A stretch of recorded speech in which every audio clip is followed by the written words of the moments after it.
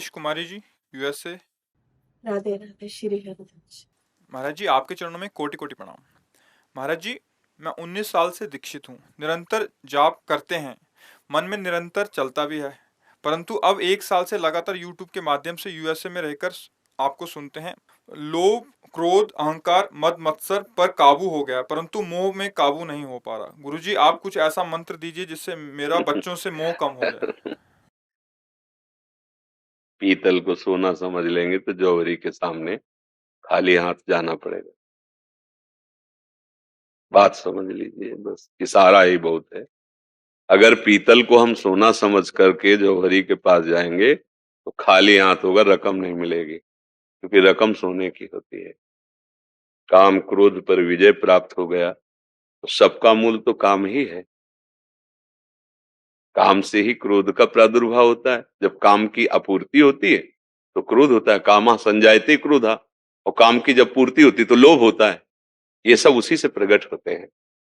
निरंतर नाम चल रहा है और स्थिति है नहीं। हमें लगता है फिर हम पीतल को सोना मान लिए हैं, अभी सोना नहीं है। मतलब सोना वो स्थिति नहीं है जो आप वर्णन कर रहे हैं कि निरंतर नाम चल। अगर हमसे भी कोई एकदम पूछे कि आप निरंतर, तो हमें रुकना पड़ेगा और कहना पड़ेगा कि प्रयास है।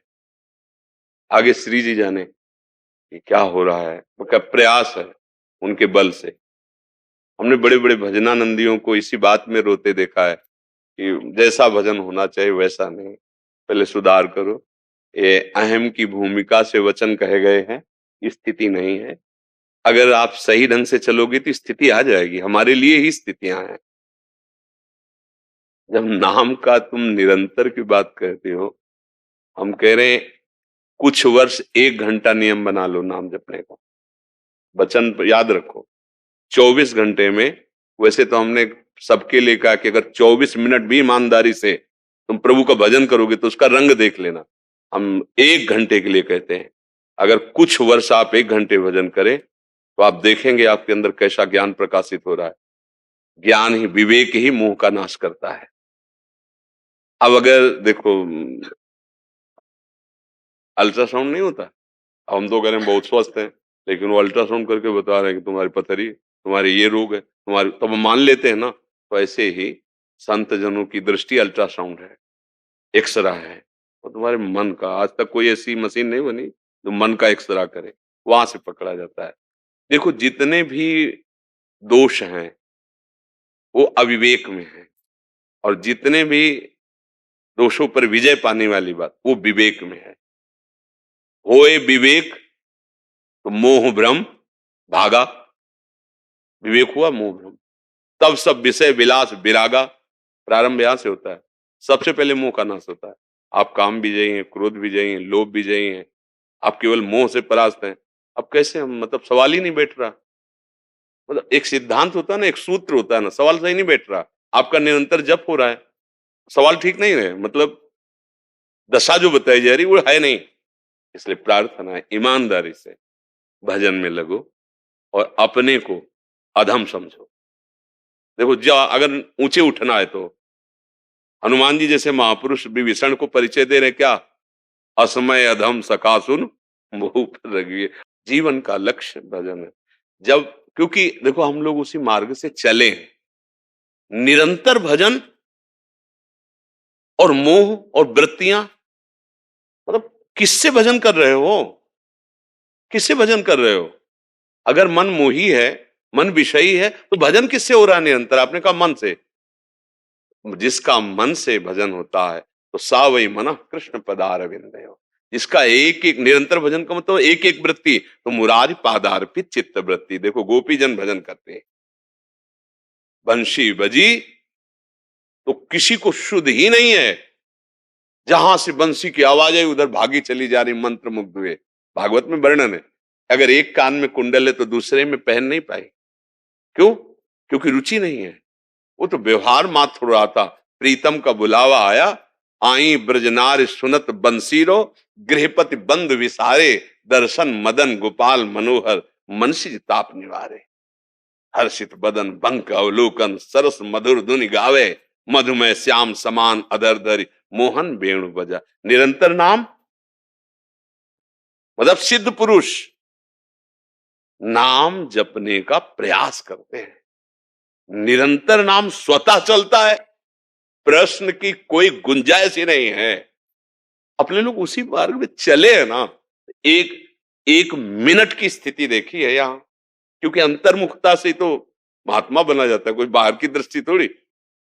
जैसे वैज्ञानिक किसी शोध में लगता है तो एकदम एकाग्र होके उसमें घुसता है, ऐसे साधु अंतःकरण में अंतर्मुख होके घुसता है एक एक वृत्ति को, तब वो परमात्मा साक्षात्कार करता है। तो देखा है यहां, इसलिए कह रहा हूं ईमानदारी से नाम जप करो, सत्संग सुनो और दैन्य रहो, त्रणादपि सुनी चैन। अगर हमारे अंदर कुछ भी कोई कहे कि आप तो बड़े भजन करने वाले हो, अपने मुख से तो निकल ही नहीं सकता, आप बड़े भजन कर, तो उसमें भी बहाना बताया जाता है, कहाँ भजन हमारे अंदर। अगर आपको कुछ लग रहा हो तो श्री जी की कृपा, गुरुदेव की कृपा बकाया, आप असलियत आप नहीं जानते मैं क्या हूं। असलियत तो प्रभु जानते हैं, मैं बहुत बस जो है सो प्रभु के ऐसा। तो ये वचनों का सुधार करो और ईमानदारी से भजन करो, चाहे विश्व में कहीं रहो। सकल भूमि गोपाल की या में अटक कहा, मेरे ठाकुर का ही संपूर्ण ब्रह्मांड है। जहां से भी भजन करोगे वहीं से ठाकुर नजर आएंगे, उनके लिए कोई दूरी थोड़ी है। जहां तुम हो वहीं प्रभु है। कहो सो कहां जहां प्रभु नहीं, तो तुम चाहे जिस देश में रहो जाके प्रभु तो वहां भी है ना। नाम जप करो, अच्छे आचरणों से चलो और सब में प्रभु देखो। जैसे पुत्र है, पति है, परिवार के जन है, ठीक है, संबंध अलग अलग है, एक पुत्र है, एक पति है, एक भाई है, एक आया हुआ अतिथि है, लेकिन सब में भगवान है। संबंध अलग अलग है, रूप अलग अलग है, जैसे क्रिया अलग अलग है। कूलर, एसी, पंखा, हीटर, मोटर, अलग अलग उनका प्रभाव दिखाई दे रहा है, लेकिन पावर सब में बिजली है ले? ऐसे ही हम मोह का नाश करें कि भाई है, पुत्र है, पति है, परिवार के सदस्य हैं या रिश्ते नातेदार हैं, ये सब रूप अलग अलग हैं यंत्र के, उनका कार्य अलग अलग है, लेकिन सब में पावर भगवान का है। अब मोह नष्ट हो जाएगा।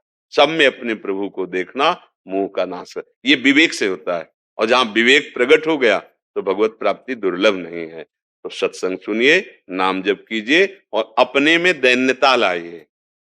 अपने आप अपने सद्गुणों का प्रकाश नहीं किया जाता, अगर करते हैं तो वो सद्गुण नहीं होते। तभी अगर भजन चकाचक हो रहा है ला और फिर उससे कहोगे तो आप तो बड़े भजन, तो रो पड़ेगा, आप कैसी बात करते हो। भजन के लिए तो हम तरस रहे हैं कि भजन हो जाए। नहीं बोले आपकी आंखों में आंसू आता है, आपका चेहरा, वो थोड़ा शरीर में पीड़ा रहती है इसलिए आंसू निकल जाते हैं। भजन के आंसू वो छुपा जाएगा। और अपने चाहे रो रहे हो घर की चिंता में, तो हम प्रस्तुत यही करेंगे कि राधा रानी के प्रेम में रो रहे हैं। अपने को क्या है, असलियत जब प्राप्त हो जाएगी तो बदल जाएगी, भाषा बदल जाएगी, दृष्टि बदल जाएगी, चेष्टा बदल जाएगी। इसलिए सावधान रहे। हम वास्तविक ये स्थिति प्राप्त करने के अधिकारी हैं, क्योंकि मनुष्य शरीर मिला है, हम भगवान के अंश है। हम पद्धति से भजन करें तो ये स्थितियां दुर्लभ नहीं है, जरूर इसी जन्म में प्राप्त हो सकते हैं। श्री रसिक बिहारी दास जी वृंदावन से। राधे राधे महाराज जी, आपके चरणों में कोटि कोटि नमन। महाराज जी, नाम करते समय हमको उत्कंठा कैसे आए, आप कृपया मार्गदर्शन करें। जब हमारे हृदय में गुरुजनों की वचनों के अनुसार, शास्त्र के अनुसार आचरण पवित्र होने लगते हैं। अपवित्र आचरण वाले को नाम जपने में उत्कंठा प्राप्त नहीं। जो समुत्कंठा नाम गाने सदा रुचि, जो उत्कंठा उत्साह के साथ नाम गाने में रुचि होती है, जब अनर्थों का नाश हो जाता है और अनर्थ कराने वाली प्रवृत्ति का नाश हो जाता है, और नाम में ऐसी महिमा, ऐसी आसक्ति हो जाती है जैसे एक लोभी कंजूस पुरुष की स्वर्ण धन आदमी है, ऐसे नाम का महत्व उसके हृदय में जागृत हो जाता है। पर पहले आचरणों की पवित्रता अनिवार्य। अगर हमारे द्वारा शास्त्र सम्मत, संत सम्मत, साधु सम्मत आचरण नहीं होंगे, नाम भगवान में रुचि नहीं, क्योंकि अधर्माचरण ही तो पाप कहा जाता है ना। पापवंत कर सहज स्वभाव, भजन मोर ते ही भाव निकाओ। नाम हम चलाने की कोशिश करेंगे पर ऐसा लगेगा जैसे कोई रोक रहा है। नाम में रुचि नहीं होगी, नाम में प्रियता नहीं होगी। तो सबसे पहली बात, चाहे गृहस्थ हो चाहे विरक्त हो, शास्त्र सम्मत आचरण अर्थात गुरु उपदिष्ट उपासना और उसके विरुद्ध आचरण न होना। जैसे शरणागति में कहा जाता है श्री कृष्ण अनुकूलेन प्रतिकूलस्य वर्जनम, प्रतिकूल आचरणों का त्याग कर दे और अनुकूल आचरण करे, भगवद अनुकूल, गुरु के अनुकूल, शास्त्र के अनुकूल। तो जो हमारी पूर्व अनर्थ प्रवृत्तियां हैं जिनके कारण पाप हुए हैं, तो अनर्थ प्रवृत्ति का और उसके द्वारा किए हुए पापों का, दोनों का नाश पहले नाम करता है। तब तक रुचि नहीं होती, तब तक साधक को आज्ञा पालन करने की भावना से कि अब हमारा जीवन का लक्ष्य तो भजन ही है, जबरदस्ती भजन करना, जबरदस्ती भजन कराना है, जिह्वा से मन से जैसे बने, उस समय स्वाद नहीं आएगा। और जहां अनर्थ की निवृत्ति हुई, पाप भस्म हुए, तो जीना मुश्किल हो। तद स्मरणे फिर तो रहा करो। एक एक नाम कंजूस के धन की तरह संभाल संभाल के भजन करना कठिन, करके बचाना कठिन और बचा के पचाना कठिन। और भजन पच गया तो प्रेम जागृत हो गया। ये प्रेम मूल यह नाम है, प्रेमी रसिक जपत यह नाम, प्रेम मगन निज बन विश्राम।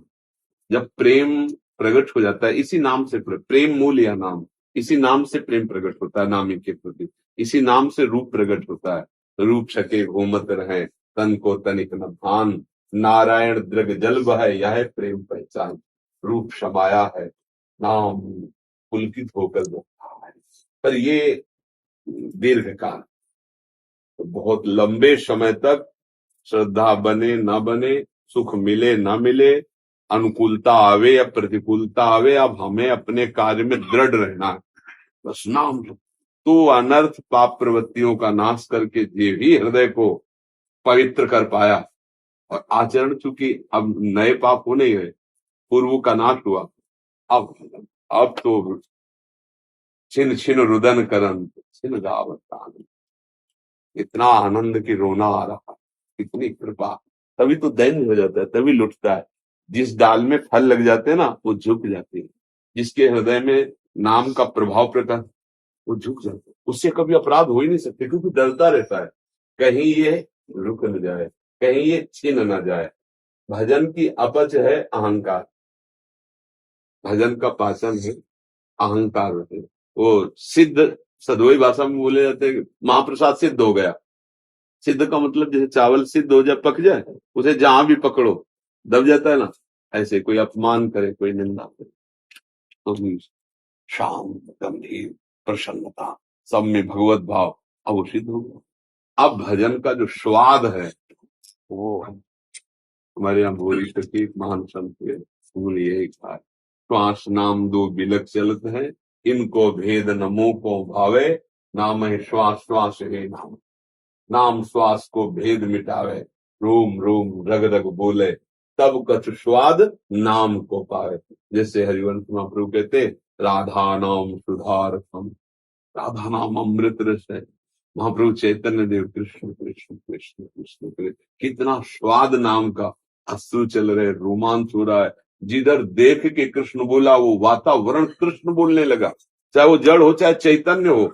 जिसकी दृष्टि पड़ी महाप्रभु पे या महाप्रभु की दृष्टि जिस पे पड़ी, वो कृष्ण नाम का प्रेमी हो गया। पावत ही तिनको दरस उपजय भजनानंद। क्या अब ये आचार्य महापुरुष स्वयं, वो तो भगवान, उनको क्या, पर वो हमारे लिए प्रकट हुए ना, तो हमें आचरण करके दिखाते हैं। पवित्र आचरण, पूर्व पापों का नाश, नाम में प्रियता और भगवत रूप का साक्षात्कार, ऐसे क्रम सीधे प्राप्त होगा। अगर हम नाम जपने में सावधानी करें कि किसी की निंदा न करें, किसी से अभिमान न करें, सबको मान लें, स्वयं अमानी रहे और इंतजार करें नाम जप करते हुए, नाम की आसक्ति का आगे होगी। ऊबे नाम जप करते हुए ऊबना नहीं है। हम तो कई बार उदाहरण दिया कि किसान भी जब अपनी फसल बोता है तो तुरंत उसको थोड़ी काटने को मिल जाता है, 4-5 महीने उसको श्रम करना पड़ता है और उसकी फसल को तो हो सकता है नष्ट हो जाए, अधिक वर्षा ओले गिरे नष्ट, लेकिन ये फसल नष्ट होने वाली, ये अविनाशी फसल है। जो नाम जप है साधना ना, भगवत आराधना, ये अविनाशी फसल है। फिर नाम का रोम रोम रग रग में प्रभाव देखो। महाराष्ट्र के वक्तों में कैसी कैसी नाम की महिमा प्रकाशित हुई कि वो कंडा थाप रहे हैं जनाबाई, तो उनके कंडे से विट्ठल विट्ठल निकाला, मतलब हाथ का स्पर्श है ना, तो कंडा कान में लगा सुनो तो विट्ठल विट्ठल निकाला। तुकाराम जी महाराज जहाँ चरण रखते हैं और वहां कान रख दो तो भूमि बोलती है विट्ठल विट्ठल विट्ठल। एक महापुरुष का शरीर दब गया, उनके हड्डियों से पहचाना गया उनको, चोखा चोखा मिला, उनकी हड्डियां कान में लगाई गई तो विट्ठल विट्ठल विट्ठल। कितना नाम का प्रभाव हड्डी में, त्वचा में, वातावरण में, ये नाम का प्रभाव जिधर से निकले उधर नाम में वातावरण कर दे, वो नाम का प्रेमी महाभागवत। अगर ऐसे संतों का दर्शन संभाषण हो जाए तो नाम में प्रीति हो जाए। भजन न होई संग बिन, और भजन बिना नहीं प्रेम, छिनहु भजन न छाड़िए, धरिए या ध्रुनेम। एक क्षण भी भजन न छूटे तो भजनानंदी महापुरुषों का संग करता रहे और पाप से डरे। तो हमारी पूरी बुद्धि रहनी चाहिए, कहीं कोई भजन हमारा रुक न जाए किसी विषय आकर्षण से, किसी व्यक्ति के संबंध में हमारे भजन को न छीण कर दे। देखा कि ये तो बहिर्मुख है, विषयों का भोक्ता है, इसके संग से हमारी बुद्धि राधा कृष्ण कृष्ण, जो नाम प्रिय हो नाम लेते दूरी बनाओ, भागो, अपने भजन को बचाओ। और जब कभी गर्व आने लगे तो सोचो गुरु कृपा से भजन हो रखा है तो गर्व कर रहे, तुम में है क्या, तुम देखो ना अंदर, तब वो गर्व नष्ट हो जाता है। जब अंदर जांच कर, जब हम बाहर जांच करते हैं तो अंदर गर्व आ जाता है। जैसे कि देखो कितना भजन करते हैं, ये तो उतना भजन करते नहीं जितना मैं भजन, जहां दूसरे से तुलना होने लगे तो जान लेना अहंकार बढ़ रहा है, और जब अंदर जांच होने लगे तो अहंकार नष्ट हो जाएगा कि हमारी क्षमता है क्या है। अगर गुरु कृपा ना हो तो हम भला भजन कर, हमारे क्या क्या मन में चल रहा था, अगर शांत है तो गुरु कृपा से शांत है। तो अहंकार रहित दैन्य भाव और निष्पाप आचरण, बस भजन का स्वाद है। भजन में तन्मयता हो। अपने को भजन में तन्मयता इसलिए नहीं होती कि हम भजन के विरुद्ध आचरण कर बैठते हैं, भजन के विरुद्ध आहार कर लेते हैं, भजन के विरुद्ध लोगों का संग कर लेते हैं, तो हमारा भजन का स्वागत है। भजनानंदी महापुरुषों के जब हम चरित्र पढ़ते तो देखो कितने सावधान हुए। अच्छा, एक बार भजन चल पड़ा फिर वो रुकता नहीं। अभी क्या भजन करना पड़ता है, और एक भजन की स्थिति होता है, जैसे हम श्वास ले रहे छोड़ रहे हैं, इसमें कुछ प्रयास नहीं कर रहे हैं। ऐसे जिनका भजन परिपक्व हो जाता है, स्वाभाविक उनका चलता है। अव्यावृत भजनात् उसे कहते हैं, अव्यावृत, बार बार ऐसे चल ही रहा है, वो रोकना चाहे तो भी नहीं रोक सकता, वो इसीलिए कहा जाता है सिद्ध पुरुष हो गया। मतलब वो भजन कर नहीं रहा, उसका स्वभाव बन गया भजन करना। तो अभी तो करना पड़ेगा, तब स्वभाव बनेगा। चित्त वृत्ति निरंतर नाम में उत्साहित होकर तभी लगेगी जब पवित्र आचरण, निष्पाप हृदय, निरंतर नाम, तो ये नाम ही कर देगा। पर तब तक ऐसी आकांक्षा न रखे कि नाम अनुकूलता प्रदान करे, सुख प्रदान करे, ये सब मिलेगा पर अभी नहीं। अभी तो पहले डॉक्टरी हो रही, जो हमसे गलतियां हुई, जो पाप हुए, जो प्रवृत्तियां, पहले उनका नाश होगा। इसीलिए हृदय जलता है, शांत होता है। कमजोर साधक विषयों में गिर जाता है, अच्छा साधक सह करके आगे बढ़ जाता है। सहित सहित बाढ़े भगत ग्रहतन गुरु। दीपक सिंह जी बिहार से। राधे राधे महाराज जी, आपके चरणों में कोटि कोटि प्रणाम। महाराज जी, मैं कुछ महीनों से आपका प्रवचन और सत्संग सुन रहा हूँ। मैं नाम जप भी करता हूँ। महाराज जी, आपकी कृपा से हमारे अंदर की काम वासना खत्म हो रही है। महाराज जी, दुविधा ये है, अभी तुम देख नहीं पा रहे हो, चिंगारी को ज्वाला बनने में देर नहीं लगती। सत्संग से, नाम जप से वासना क्षीण होती है, भगवत साक्षात्कार से नष्ट होती है। अगर हम कहीं धोखे में मान लिया कि हमारी काम वासना नष्ट हो गई तो फिर गड़बड़ हो जाएगा, क्योंकि दुश्मन को दुश्मन ना मानना, घाटे पे पहुंच जाना है। क्षीण होती, क्षीण होने को मतलब ऐसा लगने लगा कि अब वो वेदना नहीं है, पर वो है। वो सूक्ष्म रूप से है। अगर उसको फूस मिल गया चिंगारी को और हवा अनुकूल मिल गई तो ज्वाला बन जाएगी। तरंगवत है, सावधान नहीं रहे, असावधानी हुई तो समुद्रवत हो जाएगी। तो भजन से, सत्संग से कम होते हैं, लेकिन नाश तभी होता है जब भगवत साक्षात्कार हो जाता है।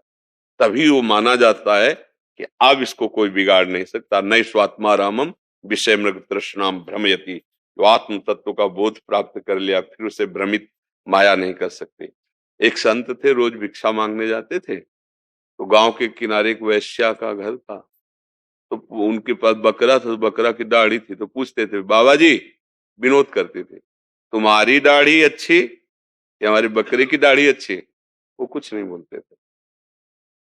जब अंतिम समय था तो बुलवाया, उसको बुला लाया। बोले, बच्चा अब जा रहे हैं, अब हमारी दाढ़ी अच्छी पवित्र, कि पूरा जीवन पवित्रता से गया। तो उनका, महाराज ये तो पहले भी कह सकते थे। बोले, विश्वास नहीं था। मतलब सिद्ध महापुरुष, भगवत मार्ग के पथिक, जब तक शरीर में प्राण तब तक सावधानी। कभी धोखा हो सकता है, माया बहुत बलवती है। अभी तो तुम बच्चे हो और कुछ महीने से सत्संग सुन रहे हो और आपने फाइनल कर दिया कि आप काम विजयी हैं। आपके अंदर काम नहीं है। गलती गलती, क्योंकि बहुत बहुत सावधानी की जरूरत है, बहुत सावधानी। ऐसा कभी वचन में भी ना हो।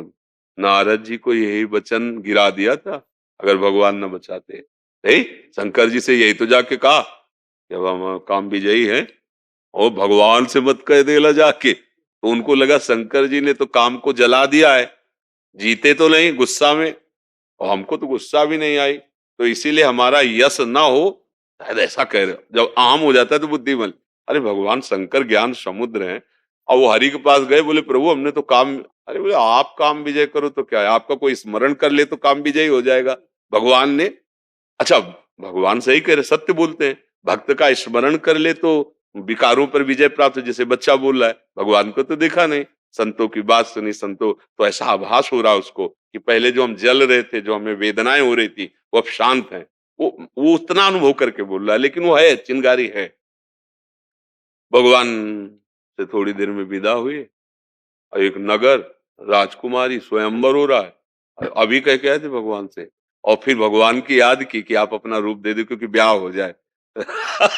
तो मतलब अगर हमारे अंदर कहीं ऐसा अहम जागृत हो गया कि मैं काम पर विजय, नहीं नहीं नहीं, गलत हो जाएगा।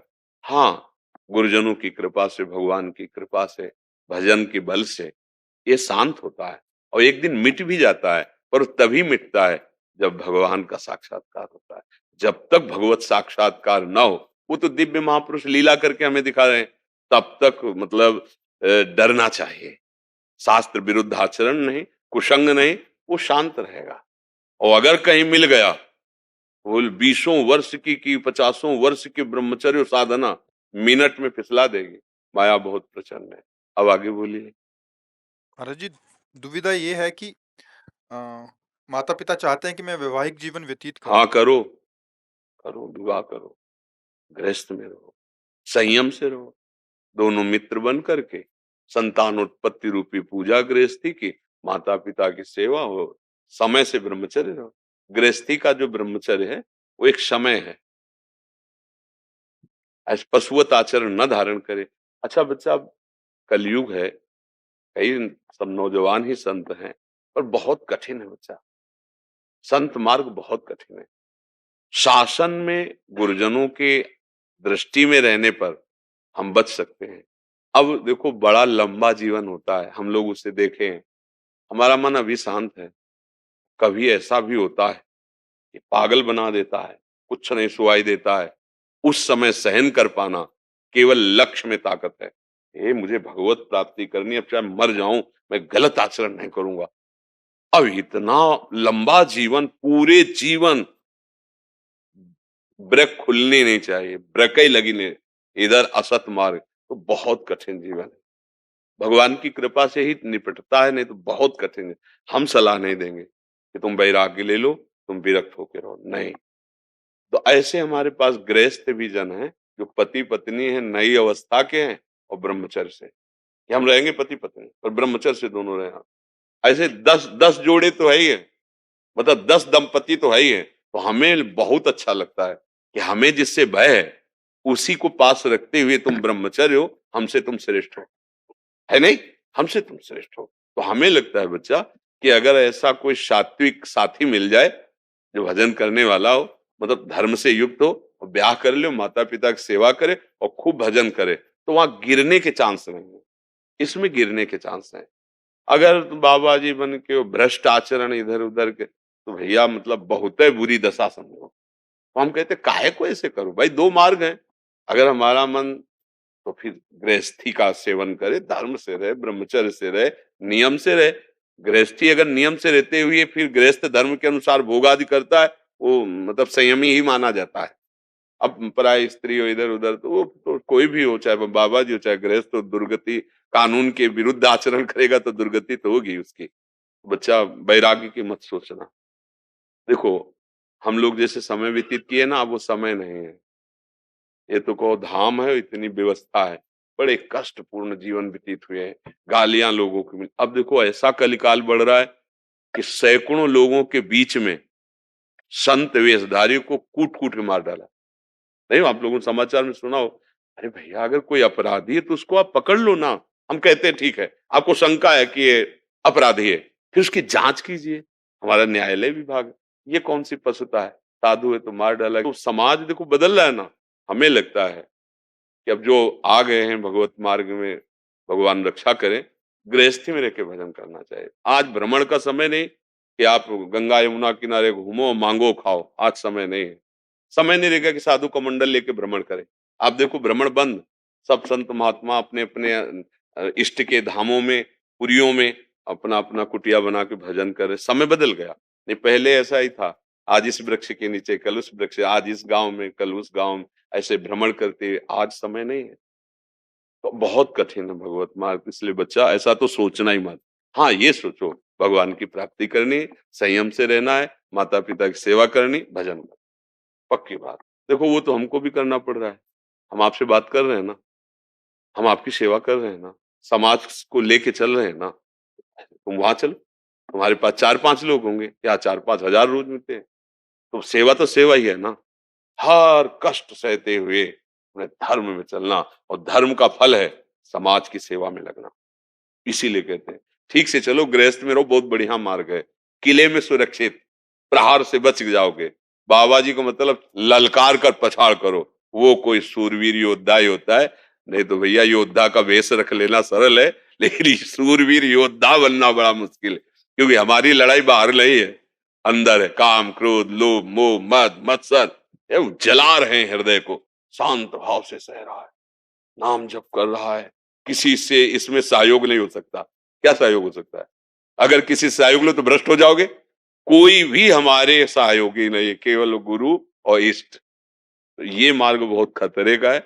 हाँ जो निष्ठावान वैराग्यवान उनके लिए तो अमृत स्वरूप है। इसलिए गृहस्थ में माता पिता जो कह रहे हैं वैसे ही मानना। और ये अब भारतीय किसान यूनियन है, उसमें आप सेवाएं देते हैं।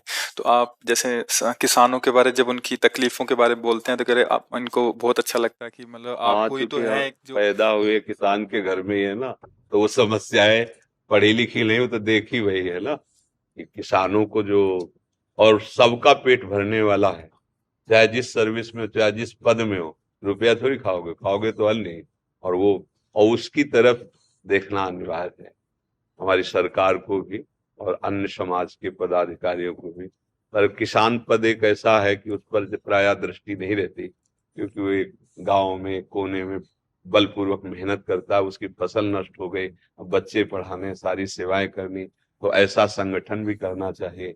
और वो हमारे गरीब किसानों को, मेहनत करने वाले किसानों को ऐसी कुछ सुविधाएं दे, ऐसा सहयोग दे, जिससे पूरा भारत का, पूरा विश्व, अगर भरण पोषण होता है तो किसान ही माता पिता की तरह कमा करके जो, भाई ठीक है रुपया मिलता है आपको, लेकिन रुपया थोड़ी खाओगे, खाओगे तो अन्न। तो वो मेहनत कर रहा है।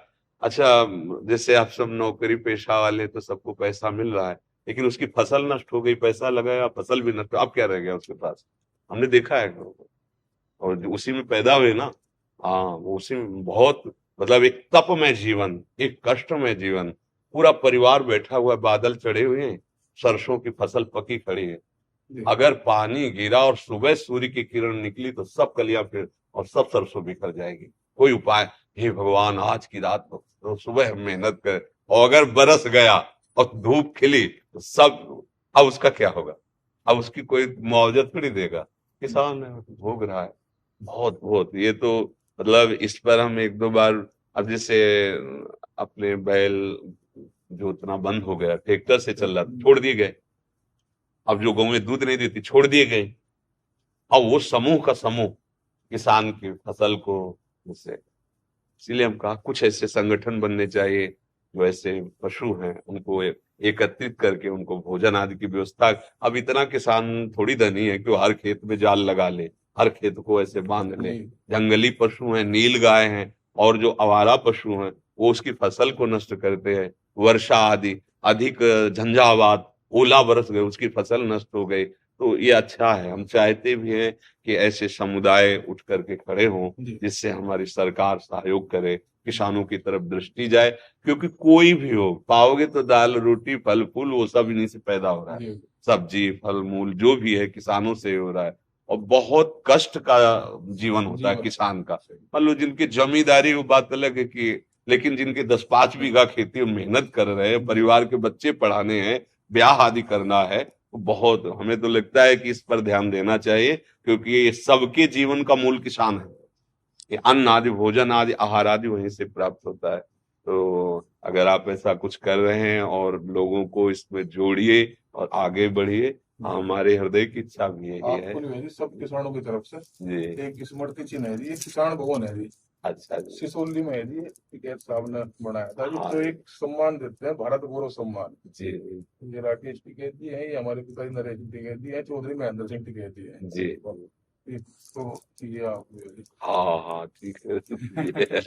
राधा राधा अच्छे जी, राम राम। राधा किसी महाराज जी ने, महात्मा जी ने किसान की बात तो करी जी, जी ये बहुत बड़ी बात है। किसानों में आपका एक अलग ही पहचान बनी है जी। जी। तो अच्छा, उसका प्रधान कारण है कि हम किसान के घर पैदा हुए हैं, जी तो हमने बचपन से वो बातें देखी है। जी तो जब किसान की बात आती है तो घर की बात हो गई ना हमारे, तो वो बात हमने वो पीड़ा देखी है, वो अपने पूरे परिवार को शोकग्रस्त देखा है कि ओले गिर गए, पूरी फसल गेहूं की गिर सही गई। बात है जी। अब जैसे गलेथ में गेहूं है जी। और पूरा वो गिर गया, अब उसका मरा हुआ दाना होगा, अब दाने में दम नहीं, अब उसको कौन दे? वो हजारों रुपया लगा के सिंचाई किया है, खाद डाला है, और उसके परिवार का पोषण उसी से होता है। उस पर कोई देखने वाला नहीं, उस पर कोई सुनने वाला नहीं।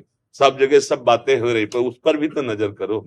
हमारे देश का पोषण करने वाला के भले सब लगे हैं, सबके अंगों में पुष्टता उसी रोटी दाल और अन्न से सब्जियां जितनी उत्पन्न होती है वो सब किसान के खेत में होती है। तो ऐसे संगठन मिलकर के उनको सहयोग करें। सबसे बड़ा सहयोग होता है वाणी का। पहला कि अगर हमारे साथ 10 लोग खड़े हैं तो हम हर विपत्ति से निपट सकते हैं। दूसरा सहयोग होता है आर्थिक, धन का। तो हमें लगता है वाणी और धन दोनों का सहयोग अगर किसानों को मिले तो ये किसान हमारे देश को समृद्ध बना सकते हैं। अब मूल देखना चाहिए कि मूल कौन है। हमारे शरीर का मूल आहार है, आहार का मूल कौन है? किसान है। तो किसानों का जो मतलब अपमान करते हैं या किसानों की अवहेलना करते हैं, अनादर करते हैं, तो उनको समझना चाहिए मानो माँ का अनादर करते हैं। जैसे माँ दूध पिला करके और हमें पवा कर मजबूत करती है, ऐसे किसान भाई हैं, सुंदर चावल प्रकट करते, गेहूं प्रकट, अन्न प्रकट करते हैं, और बाजार में मान लो पहुंचा तो भले तुम अर्थ देते हो, अर्थ से उनका परिवार पोषण होगा, लेकिन तुम्हारा उधर पोषण अन्न से हो रहा है। तो सम्मान देना चाहिए, सुविधा देना चाहिए और उनकी रक्षा भी करनी चाहिए। और बौद्धिक स्तर से भी आप लोग भी बौद्धिक स्तर इतना फैलाइए कि किसान इतना सोच का निगेटिव ना हो जाए कि वो अपनी हानि सोच ले। ऐसा नहीं, उसको लगना चाहिए कि अगर हम आपके पास जाएंगे ना तो आप आर्थिक सहयोग भी करेंगे, वचन का भी सहयोग करेंगे। तो ऐसा होना चाहिए। जो गरीब गांवों के किसान जन हैं, गांव गांव जाकर के उनकी बौद्धिक विस्तार की बात, उनकी बुद्धि विकास की बात, फसल और अच्छी कैसे उपजे, सरकारी सहयोग कैसे उसको मिले, उसकी फसल अच्छे दामों में कैसे बिके, क्या उपाय करना, इन सब बातों पर ध्यान देकर एक समाज संगठित की जाए, या जो समाज संगठित है उसका सहयोग किया जाए। ऋषि और कृषि परंपरा था, ये देश आगे बढ़ा कभी जी जी दोनों चीज, ऋषि भी और कृषि जो जी, राम राम धन्यवाद धन्यवाद धन्यवाद